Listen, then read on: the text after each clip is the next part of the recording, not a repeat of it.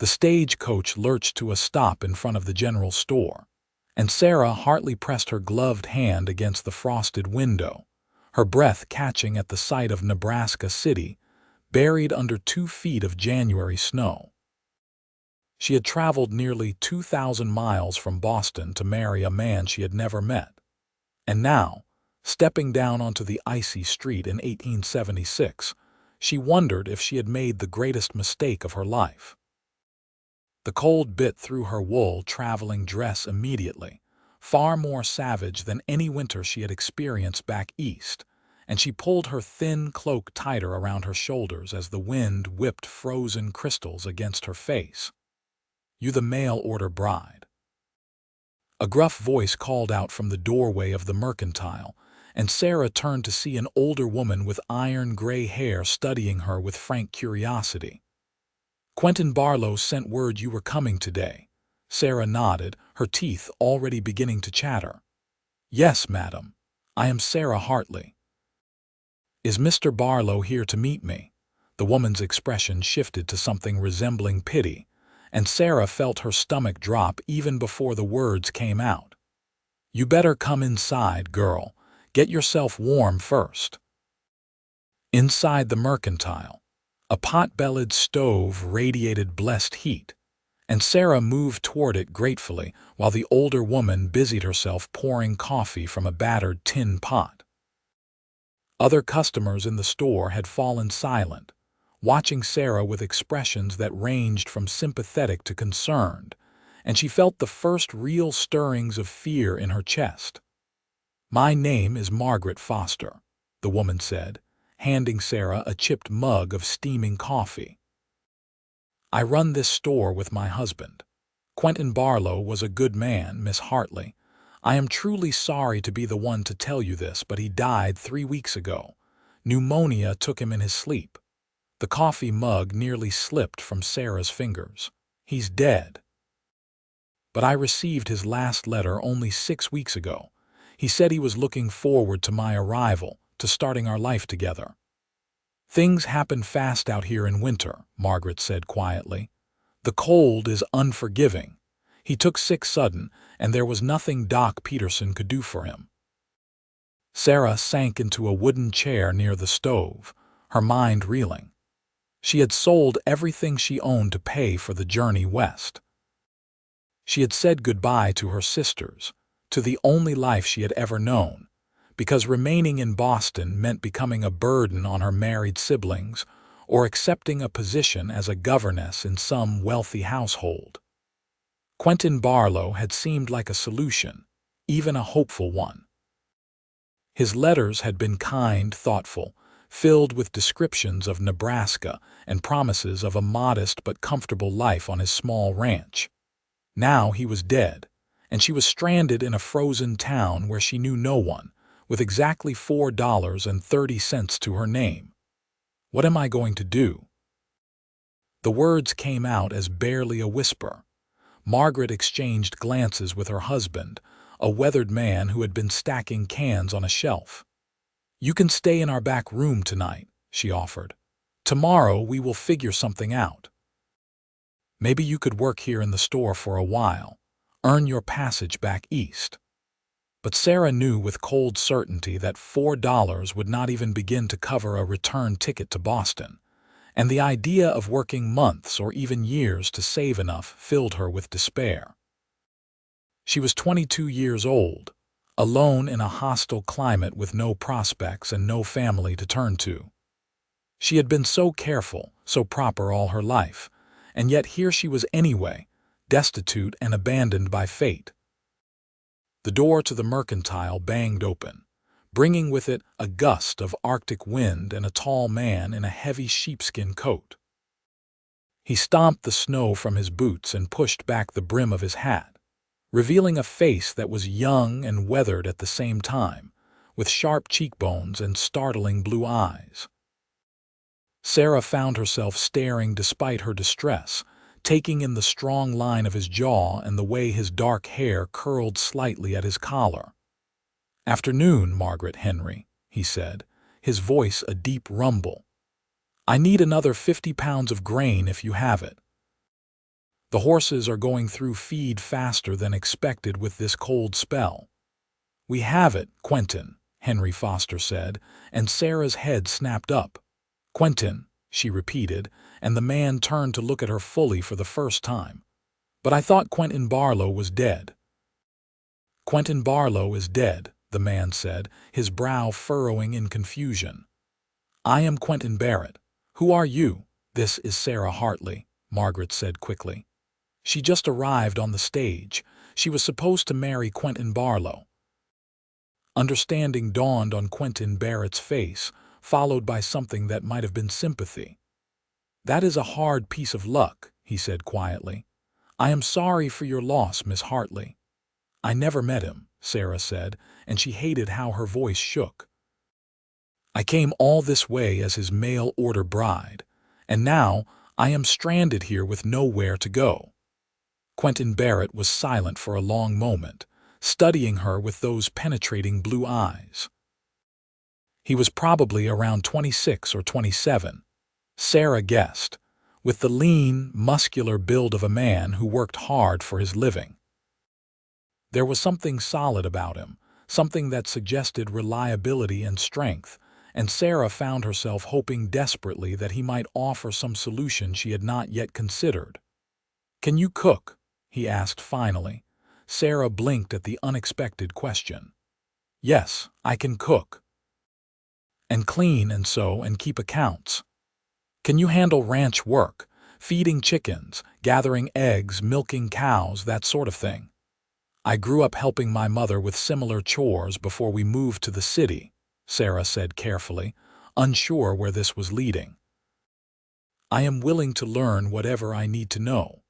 Quentin Barrett nodded slowly, as if making up his mind about something. I have a proposition for you, Miss Hartley. I run a small ranch about 5 miles outside of town. It is nothing fancy, just a few horses, some cattle, chickens, and a vegetable garden in the warmer months. I lost my housekeeper 2 months ago when she moved to Omaha to live with her daughter, and I have been managing on my own since then. The house is a mess. I cannot cook worth a damn, and I am tired of eating burned beans and stale bread. If you are willing to come work for me as my housekeeper, I will pay you $20 a month plus room and board. You would have your own room, and I give you my word I will behave with complete propriety. Come spring, if you want to leave, I will pay your passage back east or wherever else you want to go. Sarah's heart began to beat faster. It was not what she had planned, not what she had hoped for, but it was infinitely better than destitution.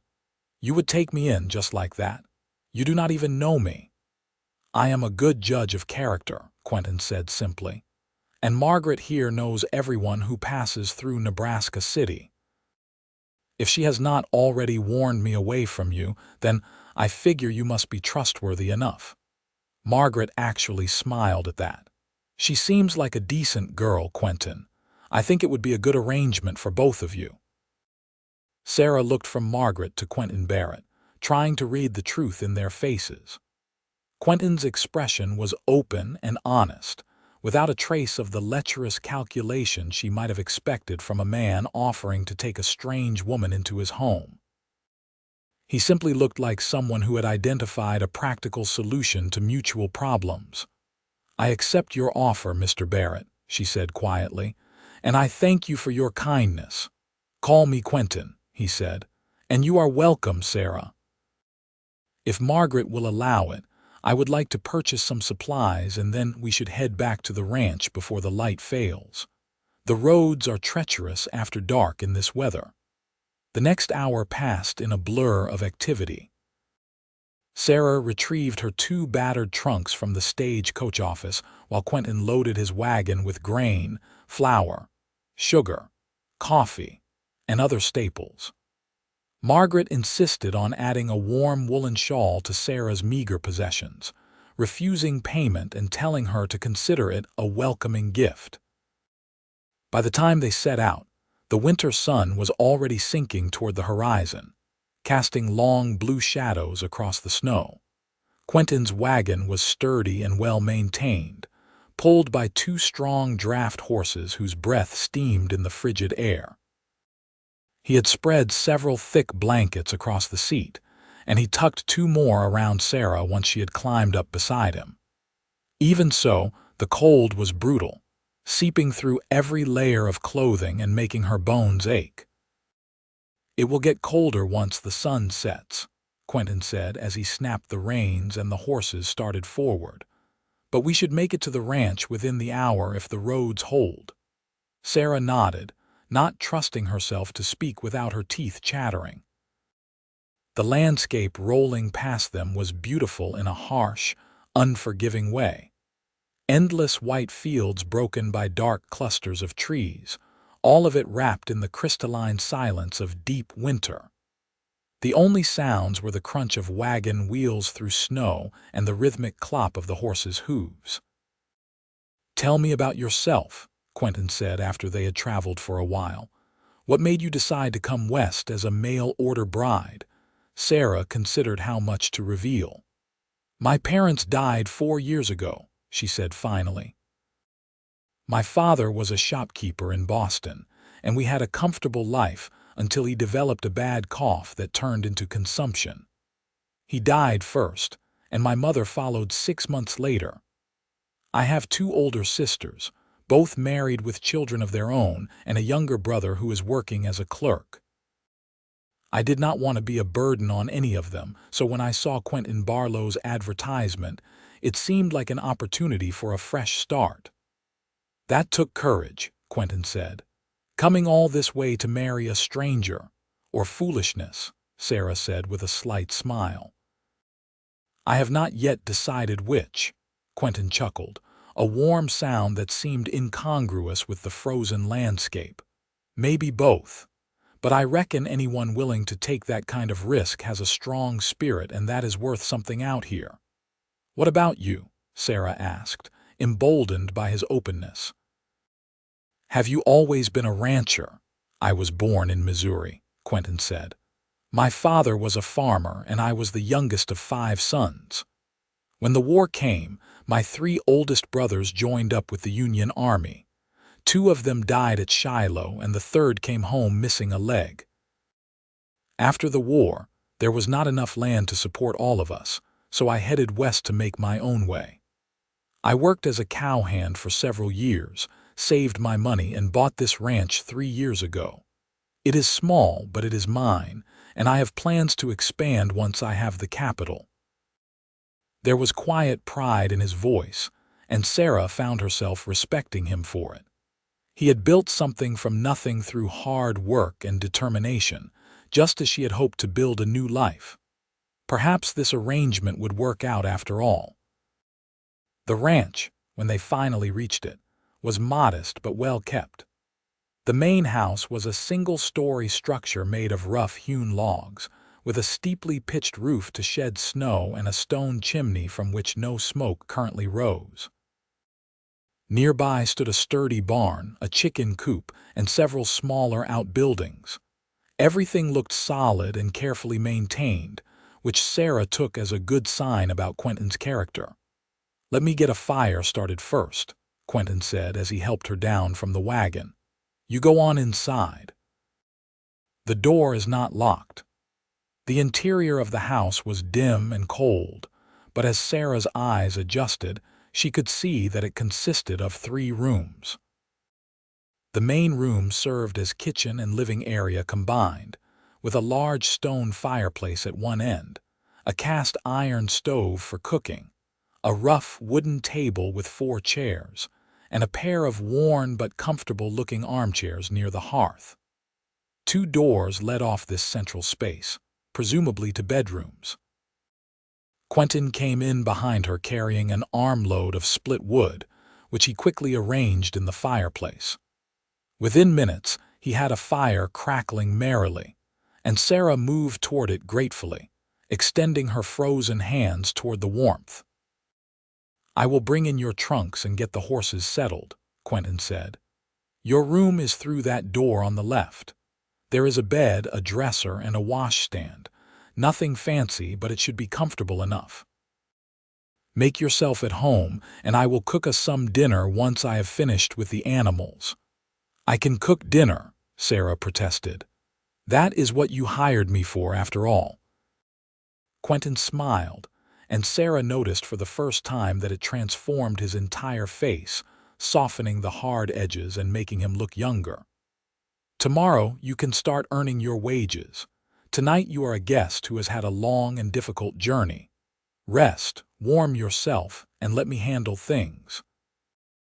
He disappeared back outside before she could argue further, and Sarah took the opportunity to explore her new room. It was small but clean, with a narrow bed covered in a faded quilt, a sturdy dresser, and a washstand with a chipped porcelain basin. A small window looked out toward the barn, though the glass was currently covered with frost in intricate patterns. Someone had made an effort to make the room welcoming, with rag rugs on the floor and calico curtains at the window. The previous housekeeper, Sarah guessed, and she felt a moment of connection to that unknown woman who had lived and worked in this isolated place. Quentin made several trips bringing in her trunks and supplies from the wagon, and then he was gone for nearly an hour tending to the horses and other animals. Sarah used the time to unpack her few belongings and make the room her own. She had not brought much. Several changes of clothing, her mother's Bible, a daguerreotype of her parents, a few books, and her sewing basket. Everything fit easily into the dresser, and she arranged the photograph and Bible on top of it, creating a small shrine to the life she had left behind. When Quentin finally came back inside, stomping snow from his boots and shaking ice crystals from his coat, Sarah had emerged from her room and was examining the contents of his pantry with a critical eye.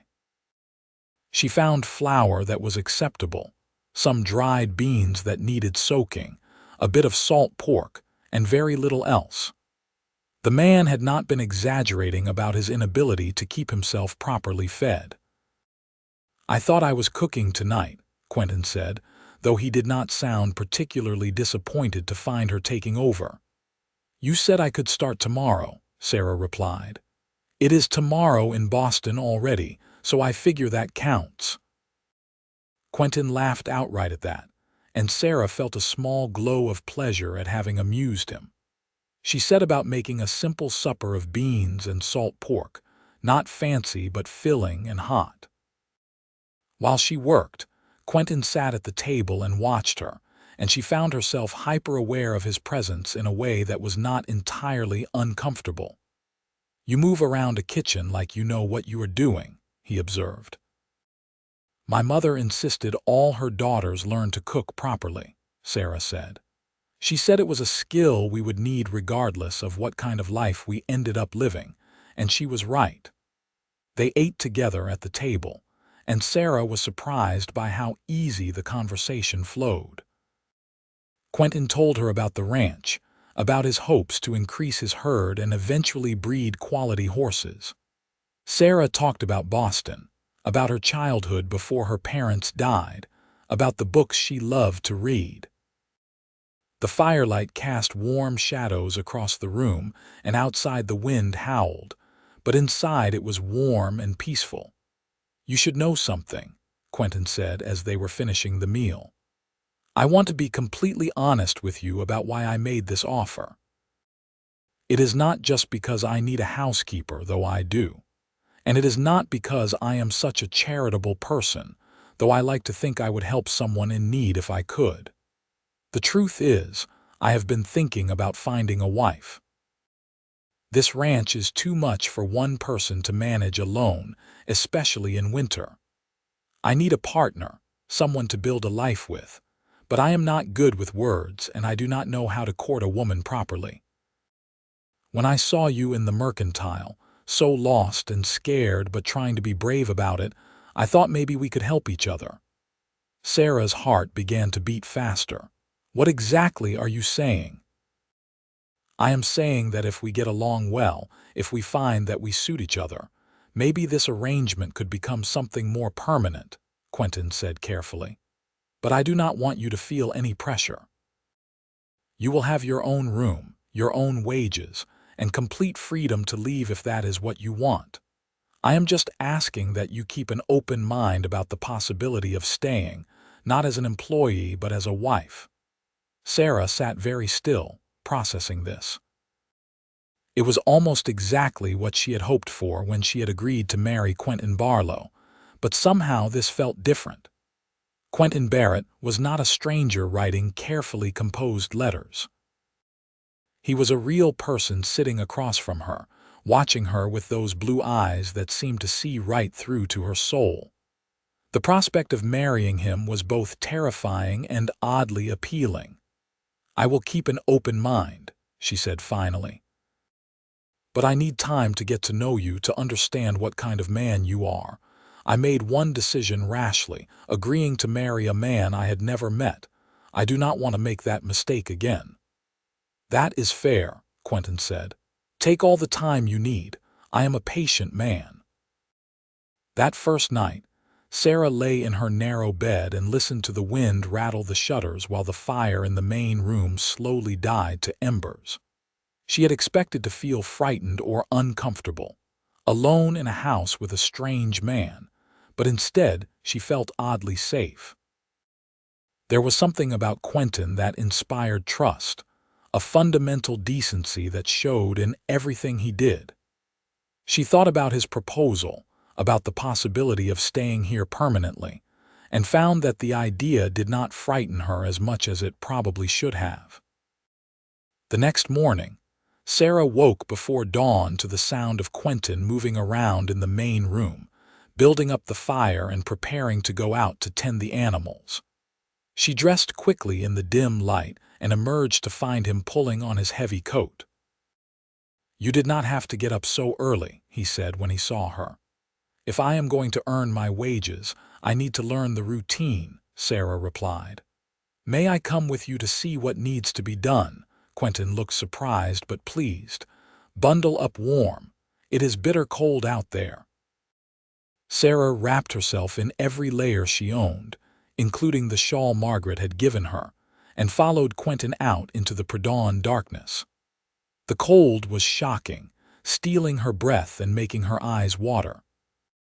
The sky was just beginning to lighten in the east, painting the snow in shades of gray and pink. In the barn, Quentin showed her how to feed and water the horses, how to measure out grain and toss hay.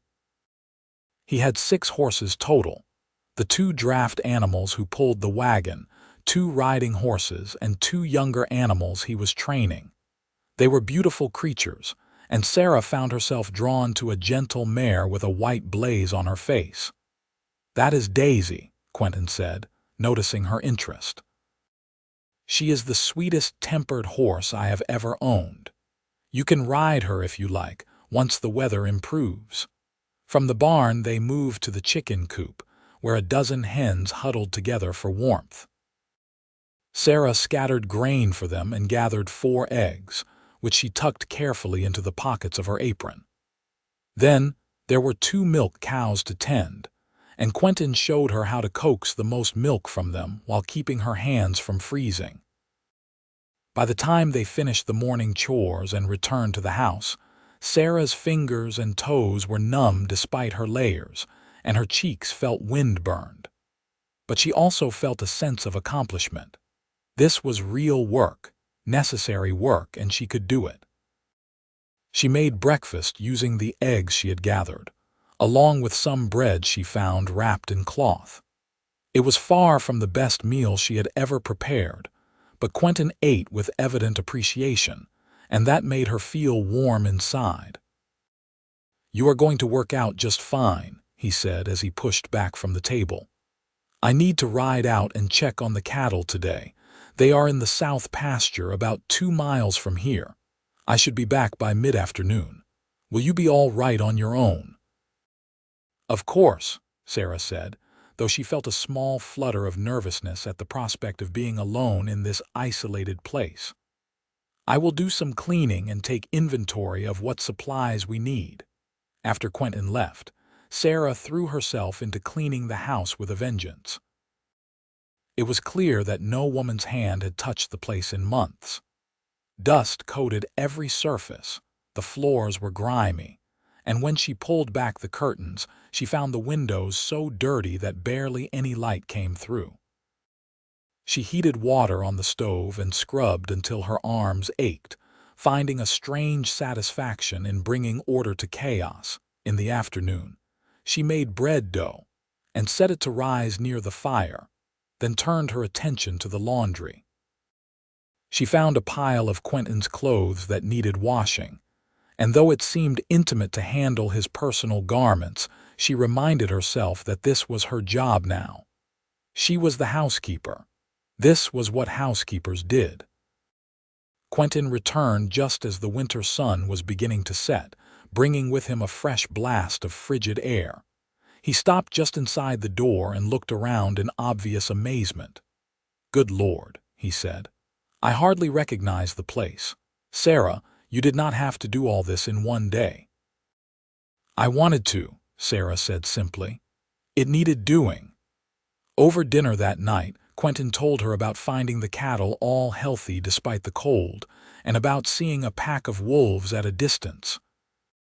Sarah told him about discovering a nest of mice in the pantry and waging war against them with traps and determination.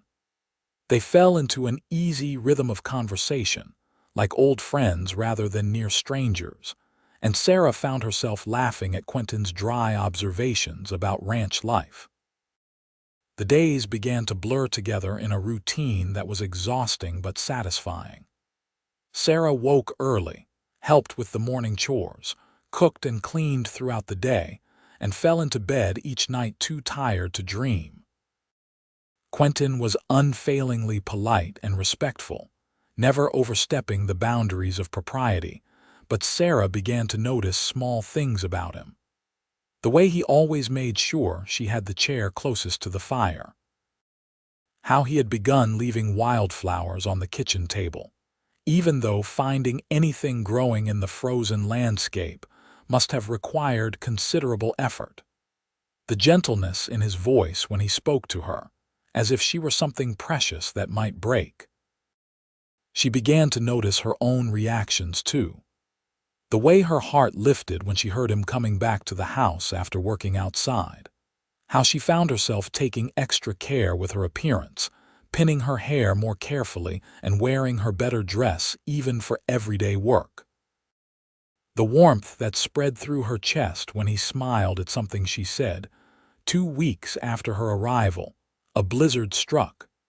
Sarah had experienced winter storms in Boston, but nothing like this.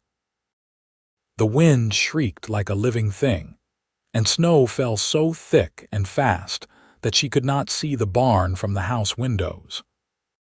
Quentin did the morning chores alone, refusing to let her come outside in such dangerous conditions. And when he finally made it back to the house, his face was red and raw from the wind, ice crusting his eyebrows and beard. "I have never seen it this bad," he said as Sarah helped him out of his frozen coat. "We are going to be housebound for at least a day, maybe 2. Being trapped inside together felt different somehow. The house suddenly seemed smaller, the atmosphere more intimate. They played cards to pass the time, and Quentin taught her a game he had learned from other cowboys.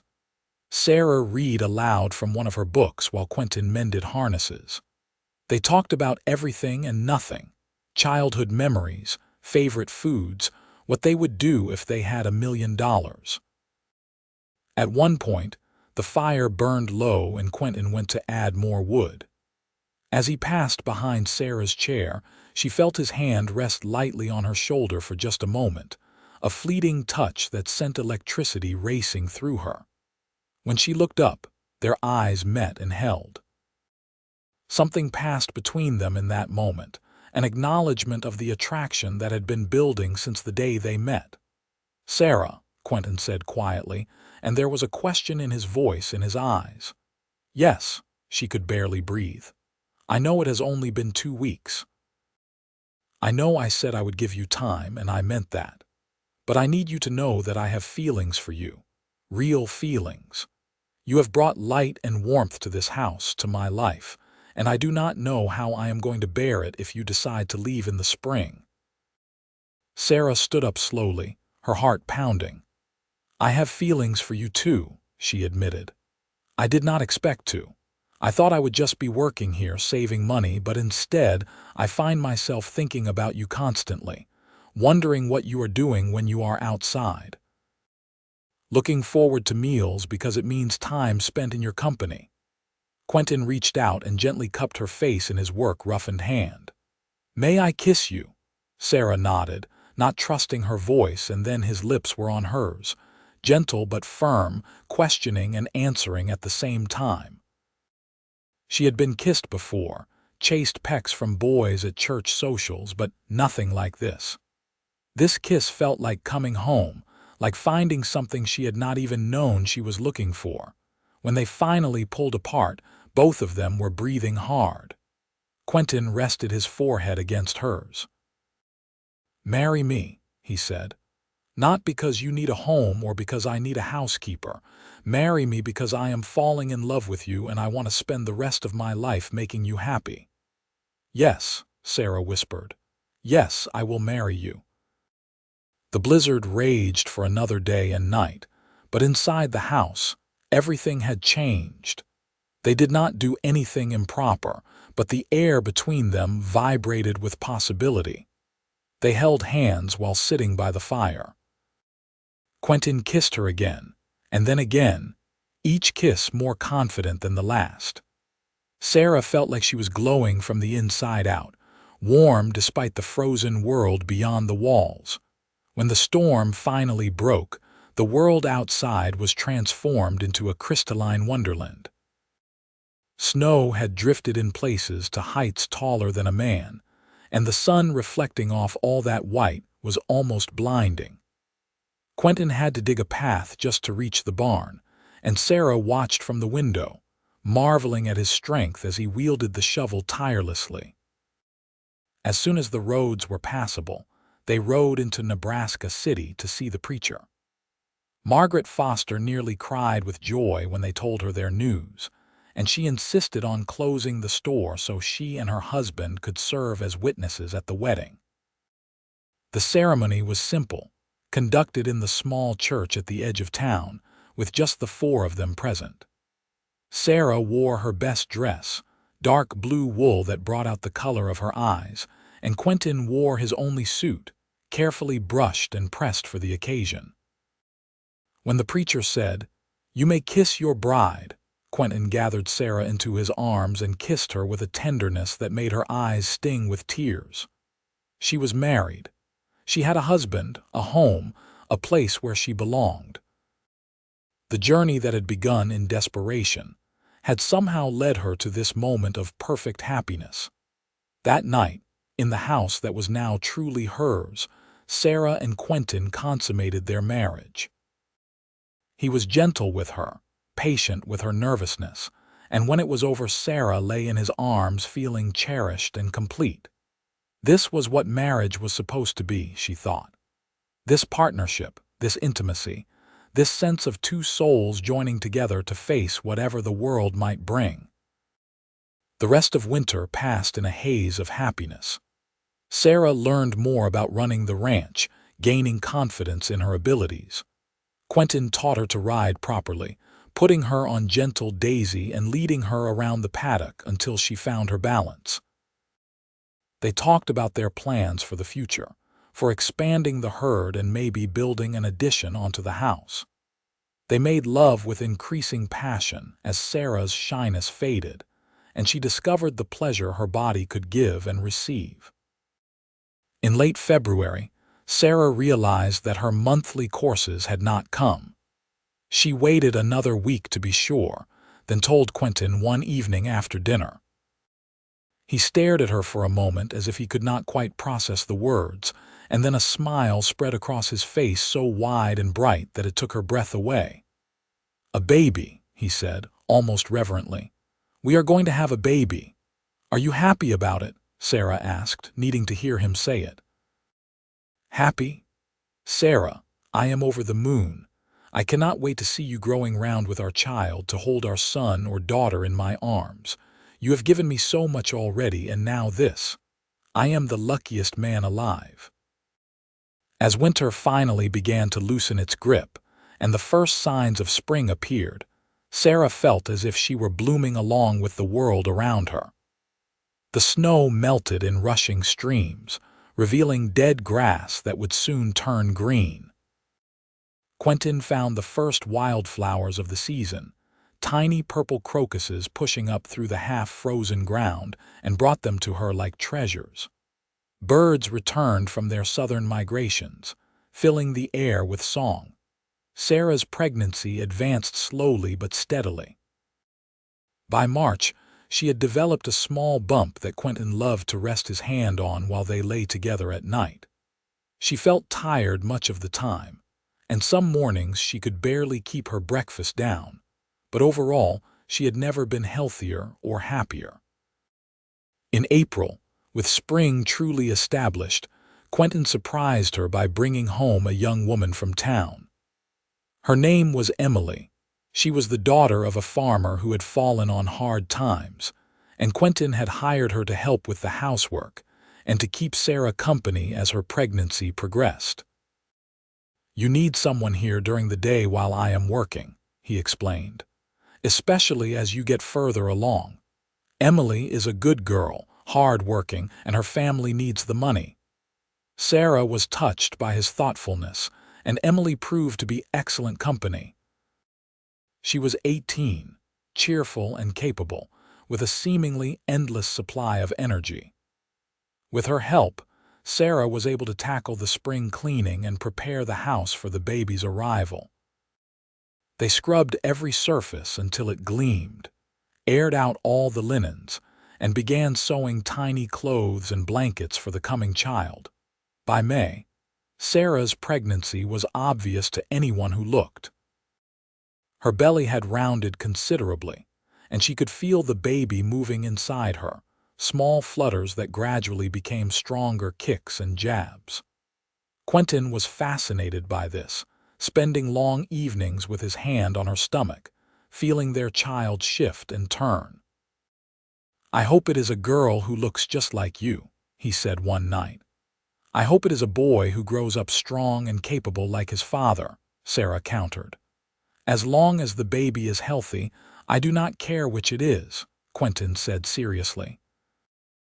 "Though I have to admit, the idea of a little daughter to spoil is awfully appealing." The ranch was thriving under their combined efforts.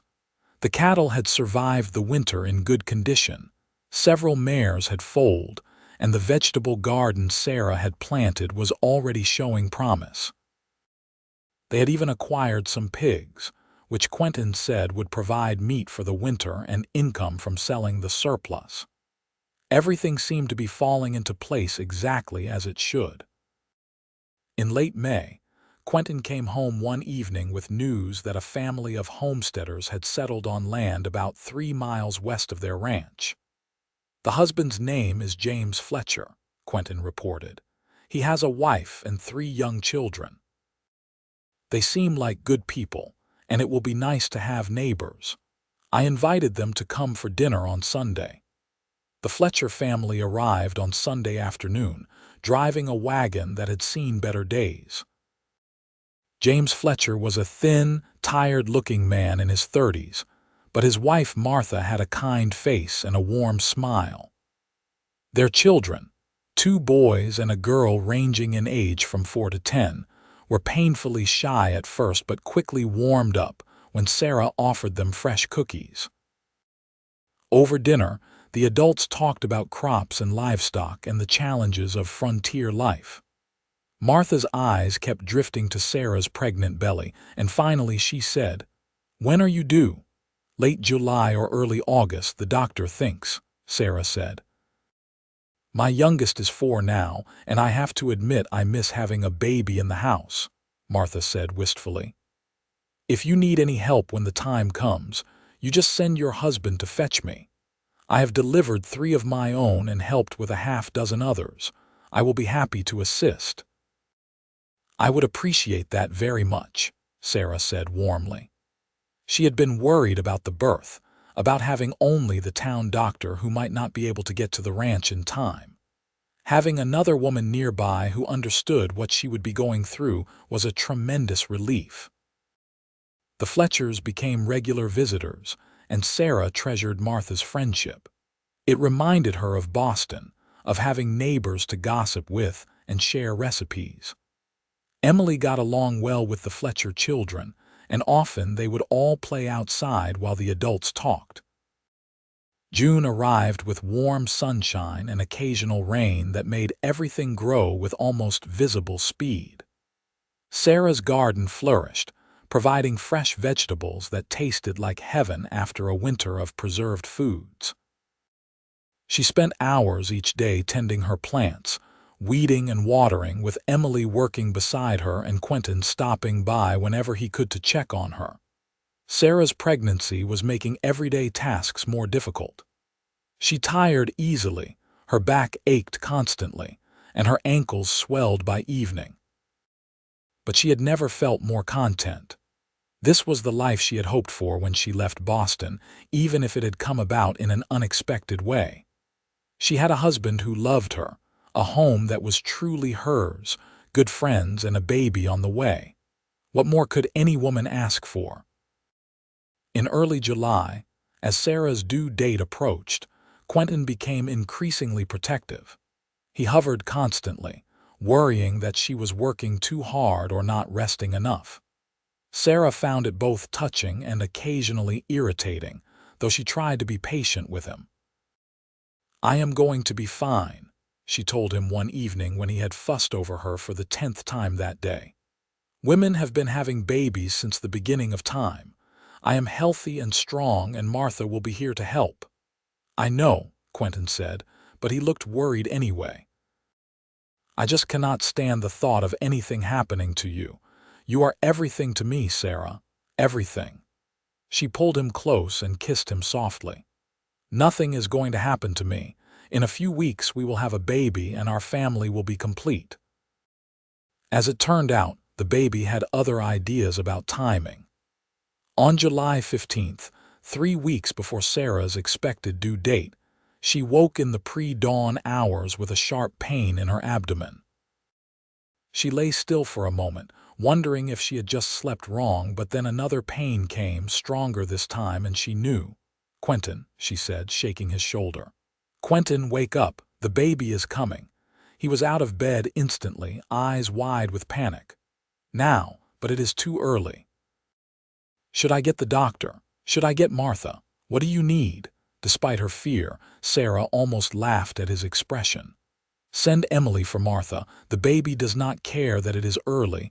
It is coming whether we are ready or not." The next hours were a blur of pain and effort. Martha arrived and took charge with calm efficiency, sending Quentin out of the room despite his protests. Emily kept the fire going and boiled water and brought clean towels. Sarah labored through the morning and into the afternoon, pushing when Martha told her to push, panting when she was told to rest, feeling like her body was being torn apart. Just when she thought she could not endure another moment, Martha said, "One more push, Sarah. One more and your baby will be here." Sarah gathered every ounce of strength she had left and pushed with all her might. She felt a rush of release, heard a thin wail, and then Martha was laughing and crying at the same time. "It is a boy," Martha announced, holding up a tiny, squirming infant covered in blood and vernix. "A beautiful, healthy baby boy." Sarah fell back against the pillows, exhausted and elated, and watched as Martha cleaned the baby and wrapped him in a soft blanket. Then the infant was placed in her arms, and Sarah looked down into the red, wrinkled face of her son and felt her heart expand with a love so overwhelming it brought tears to her eyes.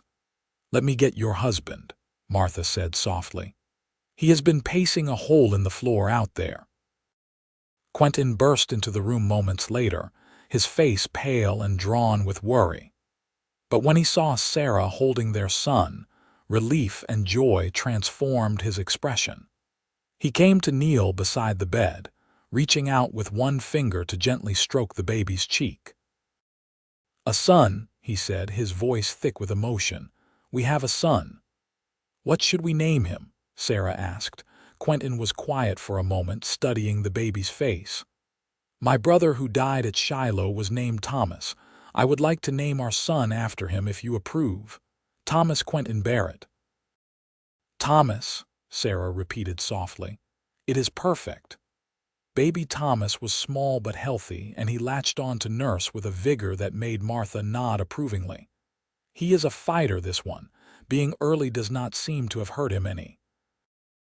Over the next weeks, Sarah and Quentin adjusted to life as parents.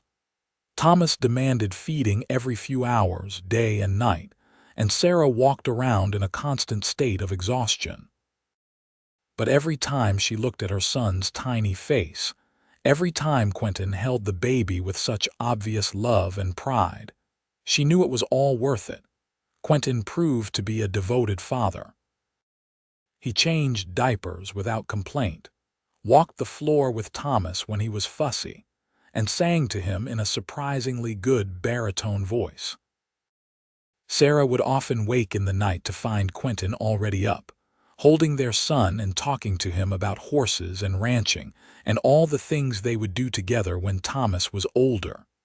As summer progressed toward fall, Thomas grew stronger and more alert. He began to smile in response to his parents' faces, a toothless grin that melted their hearts. He would track movement with his eyes, fascinated by the play of light and shadow. He had Quentin's blue eyes and Sarah's nose, and everyone who saw him declared him the most beautiful baby ever born. The harvest that year was bountiful. Sarah's garden produced more vegetables than they could possibly eat, so she spent days canning and preserving for the winter. Emily helped with the baby while Sarah worked, and often Martha would come over with her children to help with the harvest. They made an assembly line of women and children, laughing and talking while they worked, and Sarah thought about how different this was from the lonely desperation she had felt when she first arrived in Nebraska City. In September, Quentin sold several head of cattle and 3 of the horses he had trained, making more money than he had expected. That evening, after Thomas was asleep in his cradle, Quentin sat down with Sarah at the kitchen table. "I have been thinking," he said, "about the future, about what we want for our family. With the money from the sale, we have enough to make some improvements. I could build an addition onto the house, give us more space, or I could use it to buy more breeding stock, expand the operation. What do you think?" Sarah considered. "What do you want to do?" "I want whatever will make you happiest," Quentin said. "This is your home too, your ranch too. We are partners in this." Sarah felt a rush of love for this man who valued her opinion, who saw her as an equal rather than just a wife to be directed. "I think we should do both," she said slowly. "Use part of the money for the house, part for livestock. We have a son now, and God willing we will have more children. We need space for a growing family, but we also need to keep building the ranch so we can support that family." Quentin smiled. "That sounds like a perfect compromise. You are a wise woman, Sarah Barrett." "I learned from a wise man," she replied, reaching across the table to take his hand.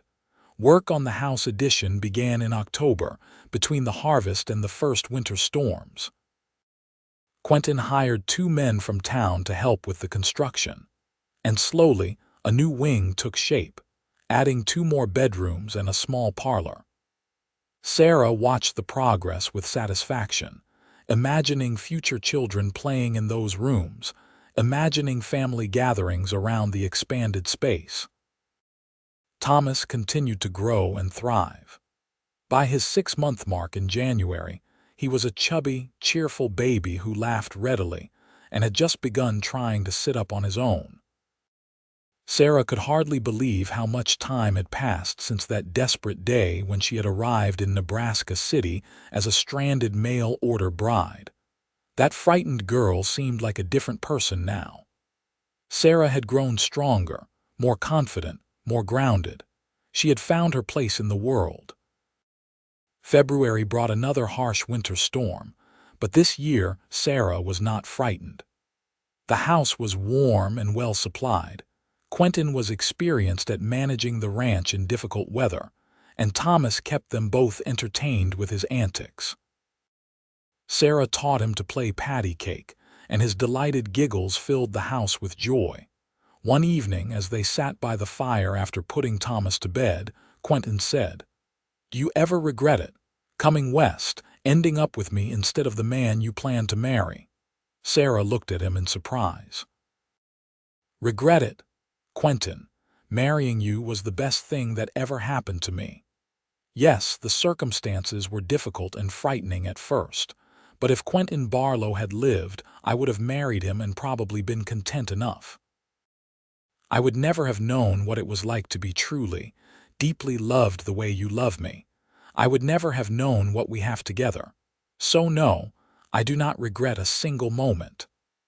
I fell in love with you the moment I saw you in Margaret's store," Quentin admitted. "You looked so brave and so lost at the same time, and something in my chest just seized up.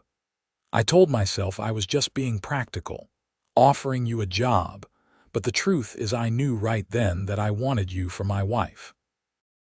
I would have courted you properly if circumstances had allowed, but I am not sorry that we ended up together quickly. Every day with you has been a gift." Sarah moved from her chair to settle in his lap, careful not to disturb Thomas sleeping in his cradle nearby. "I love you," she said simply. "More than I ever thought it was possible to love another person." They kissed, long and deep, and Sarah felt desire kindle in her belly. It had been months since they had made love, between the late stages of her pregnancy and the exhausting early weeks with a newborn. But Thomas was sleeping longer stretches at night now, and Sarah found herself wanting her husband with an intensity that surprised her. Quentin seemed to sense her mood, because he stood up with her still in his arms and carried her to their bedroom. They made love quietly, mindful of their sleeping son in the next room, but with no less passion for the need for discretion.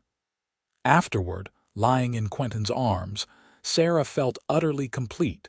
Spring came again, Sarah's second spring on the ranch, and with it came renewal and growth.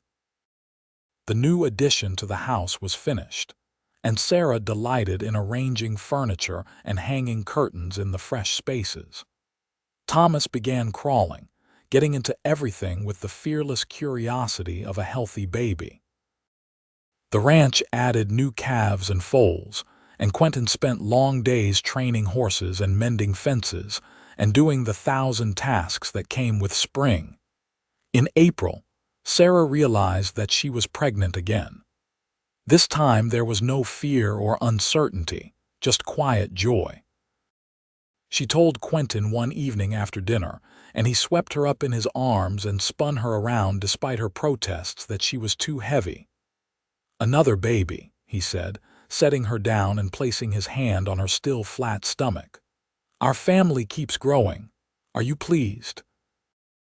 Sarah asked, though she could see the answer in his face. "Pleased?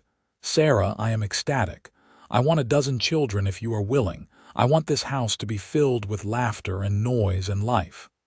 "Let us start with 2 and see how we manage," Sarah said with a laugh. This pregnancy was easier than the first had been. Sarah knew what to expect now, and she was stronger from a year of ranch work. She continued her regular activities well into her 6th month, gardening and cooking and caring for Thomas with Emily's help. Martha Fletcher visited regularly, and the 2 women spent hours talking about children and husbands and the challenges of frontier life. By summer, Sarah's belly was round and prominent, and Thomas had just celebrated his first birthday with a small party attended by the Fletcher family and a few other neighbors the Barretts had befriended. He was walking now, toddling around the house and getting into everything, keeping Sarah constantly busy. "I am going to have my hands full with 2. Sarah said to Quentin one evening as they watched Thomas try to climb onto a chair. "You will manage beautifully," Quentin assured her. "You are a natural mother, and I will help as much as I can." The second baby, another boy they named Jonathan, arrived in November. The labor was faster than the first time, and by late afternoon, Sarah was holding her newborn son while Thomas peered at him with obvious curiosity. Jonathan was smaller than Thomas had been, with a cap of dark hair and green eyes that Sarah thought might darken to hazel as he grew. "Two sons," Quentin said, looking at his family with such love that it made Sarah's throat tighten with emotion. "I am the richest man in Nebraska." That winter was challenging with two small children, but it was also filled with moments of pure happiness.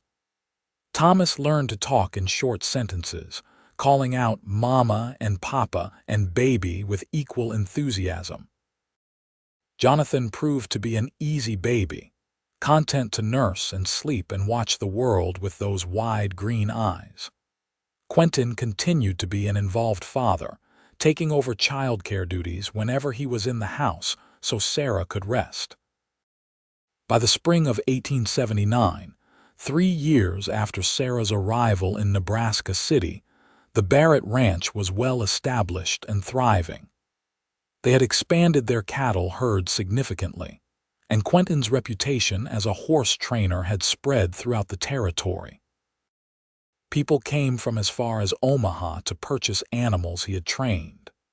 The house had been expanded again to accommodate their growing family, and Sarah had planted fruit trees that would provide apples and pears in a few years. Thomas was nearly 2, a sturdy little boy with his father's blue eyes and his mother's stubborn determination. Jonathan was 6 months old, beginning to sit up on his own and babble in proto-words. Sarah was not pregnant for the first time in what felt like ages, and she was enjoying having her body to herself again, at least for a while. One evening in May, after both boys were finally asleep and the house was quiet, Sarah and Quentin sat on the porch and watched the sun set. The sky was painted in shades of pink and gold, and a warm breeze carried the scent of growing things. "You remember the day we met?" Sarah asked. "Every detail," Quentin said. "You were wearing a dark blue dress and you looked absolutely terrified. I thought you were the bravest woman I had ever seen, coming all that way to marry a stranger." "I was terrified," Sarah admitted. "When Margaret told me Quentin Barlow was dead, I thought my life was over. I had nowhere to go, no one to turn to, and then you walked in and offered me hope." "Best decision I ever made," Quentin said, pulling her close. "You have given me everything I ever wanted, Sarah. A home that is truly a home, not just a house. Children to carry on after me, purpose and joy and love. I thank God every day for that winter storm that brought you to Nebraska City." Sarah rested her head on his shoulder, feeling peaceful and content. "You know what the best part is? We get to keep doing this. Keep building our life together, watching our children grow, facing whatever challenges come. We have decades ahead of us, God willing, and I cannot wait to see what happens next." "Whatever happens, we will face it together," Quentin said firmly. "That is what marriage is supposed to be, partners through everything." The years that followed proved the truth of his words. There were challenges, certainly. A drought in 1880 that strained their resources. Thomas breaking his arm falling from a horse when he was 4, causing Quentin and Sarah sleepless nights of worry. The difficult birth of their third child, a daughter they named Rose, who arrived in 1881 and immediately became the apple of her father's eye. But there were triumphs too. The ranch expanding until it was one of the most successful in the county. Thomas starting school and proving to be a quick learner. Jonathan developing a gift with animals that rivaled his father's. Rose growing into a spirited little girl who could wrap both her father and her brothers around her tiny finger. By 1885, the Barretts were a fixture in the community. Quentin served on the town council, helping to make decisions about school funding and road improvements. Sarah had started a women's charitable society that provided help to families in need, remembering her own desperate circumstances when she first arrived. They had added a fourth child, another son named Michael, and were well on their way to the large family Quentin had once said he wanted. The house had been expanded twice more and now sprawled comfortably across a generous plot, with a wraparound porch where the family gathered on summer evenings. The barn had been rebuilt and enlarged. Fences stretched across acres of pastureland where cattle and horses grazed. The vegetable garden had become an orchard and a substantial plot that produced enough food to feed the family and provide surplus to sell in town. Emily had married a young farmer and moved to her own homestead, but she and Sarah remained close friends. Martha Fletcher's children had grown, and now her oldest son was courting a girl from town. The community that had seemed so foreign and frightening to Sarah in those first days had become her home in every sense of the word. One day in late spring, Sarah stood in her garden and looked out across the ranch land. She was 31 years old now, the mother of 4 healthy children, the wife of a man she loved more with each passing year. Her hands were calloused from work, her skin tanned from hours in the sun, and she would not have changed a single thing about her life. Quentin came up behind her and wrapped his arms around her waist, resting his chin on her shoulder. "What are you thinking about?" "About how far we have come," Sarah said. "About that scared girl who stepped off the stagecoach in the middle of winter, certain that her life was ruined. I could never have imagined ending up here with all of this." "I knew from the moment I saw you," Quentin said. "I knew you were strong enough to build a life here, brave enough to take a chance on a strange cowboy with a small ranch and big dreams." "You kept me warm that first winter," Sarah said, turning in his arms to face him. "Not just physically, though the fire and the house certainly helped, but you gave me hope when I had none. You gave me a reason to keep going. You made me believe in spring when everything was frozen and dead." "And you brought spring to my life," Quentin replied. "Before you came, I was just existing, going through the motions. You taught me what it meant to truly live, to love, to build something that mattered." They kissed there in the garden, with the sun warm on their faces and the sound of their children playing in the distance. It was a perfect moment, one of thousands they had shared, and thousands more they would share in the years to come. That evening, with all 4 children finally in bed after the usual chaos of dinner and baths and bedtime stories, Sarah and Quentin sat by the fire in their bedroom. It had become their habit over the years, this quiet time together after the day's work was done, when they could simply be with each other without distraction. "Thomas asked me today if we were going to have more babies," Sarah said with a laugh. "Apparently he has been counting and thinks 4 is not enough." "What did you tell him?" Quentin asked, his eyes twinkling. "I told him that was between his father and me, and he should mind his own business. He is only 9 years old, far too young to be worrying about such things." "But what do you think?" Quentin asked more seriously. "Do you want more children?" Sarah considered. "I am content with what we have. 4 healthy children is a blessing many women would envy, but if God sees fit to send us more, I will welcome them. What about you?" "I feel the same," Quentin said. "Our family is exactly the right size, whether it stays this way or grows larger. My only wish is that you stay healthy and happy. Everything else is secondary." Sarah moved to sit in his lap, something that had become more difficult as she had gotten older and their children had made her body softer and rounder, but Quentin pulled her close without hesitation. "Do you know what I love most about our life?" she asked. "Tell me." "That it is ours." We built it together, from nothing. That first winter when I was just your housekeeper, I used to lie in bed at night and imagine what it would be like if you really were my husband. I imagined us growing old together, raising children, building something lasting. And now we are living that dream. It is not always easy, and it is certainly not always glamorous, but it is real and it is ours. I love you, Quentin said simply. I have loved you from the beginning, and I will love you until I draw my last breath. You are my partner, my best friend, the mother of my children, and the other half of my soul. I love you too, Sarah whispered. And then there were no more words, just the two of them holding each other in the firelight, secure in the life they had built and the love that sustained them through everything. The years continued to pass, marked by the changing seasons and the growth of their children. Thomas grew tall and strong, taking after his father in both appearance and temperament. At 16, he was already a skilled horseman and ranch hand, and he spoke seriously about taking over the ranch someday when Quentin was ready to retire.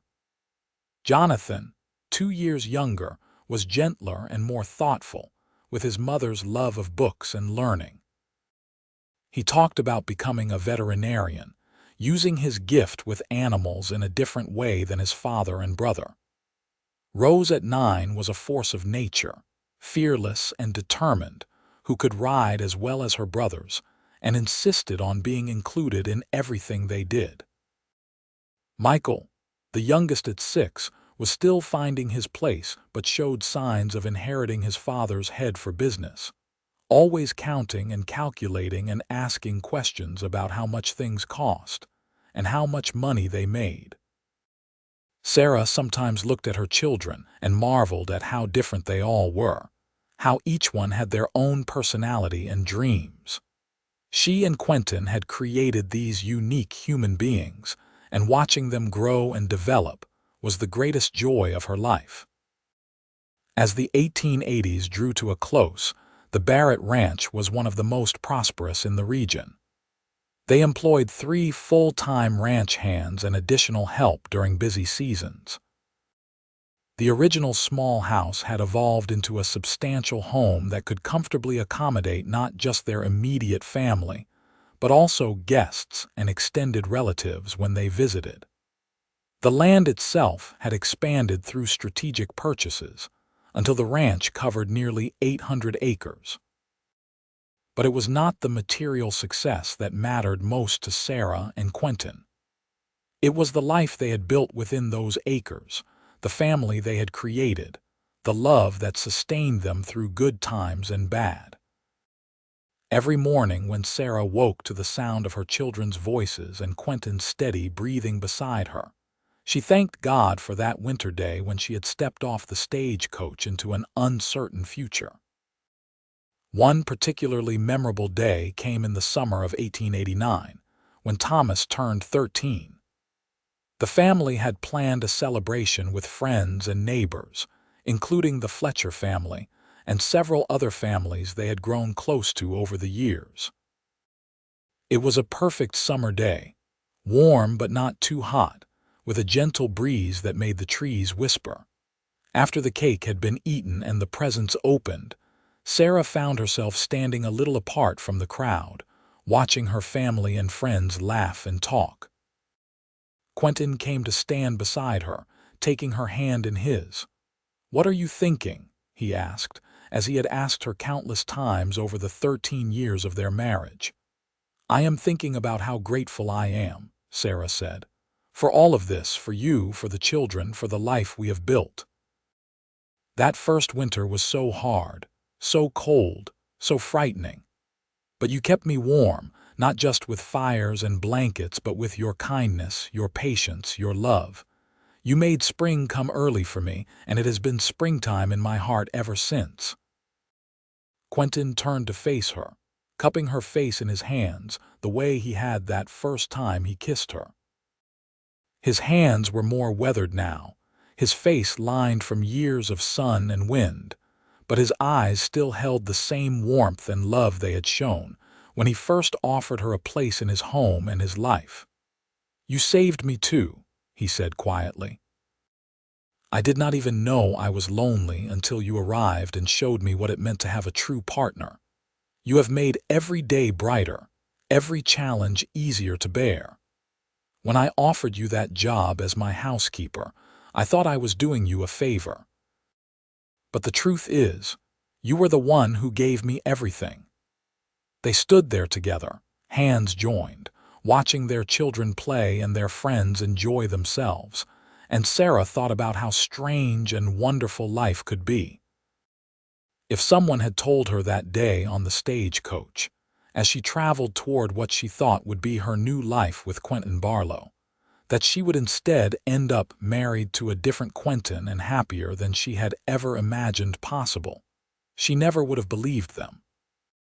But sometimes the best things in life came from unexpected places, from taking chances when you were scared, from opening your heart to possibilities you had not anticipated. As the sun began to set that evening, painting the sky in shades of orange and pink, the party wound down and guests began to depart. The children were exhausted from playing, and Michael had fallen asleep on a blanket under a tree. Quentin picked up their youngest son carefully, cradling him against his chest, while Sarah gathered Rose's hand. Thomas and Jonathan walked ahead, still full of energy despite the long day.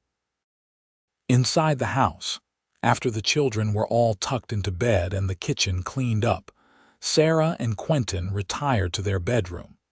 It had become their sanctuary over the years, a place where they could shut out the rest of the world and simply be together. "Do you ever think about what would have happened if Quentin Barlow had not died?" Sarah asked as they lay together in the darkness. "Sometimes," Quentin admitted, "but I always come to the same conclusion. I would have been miserable, and so would you. Not because Barlow was a bad man, but because we never would have found each other. And finding each other was the best thing that ever happened to either of us." "Agreed," Sarah said softly. "I came west looking for security and a fresh start. Instead, I found love, real love, the kind that makes every day worth living.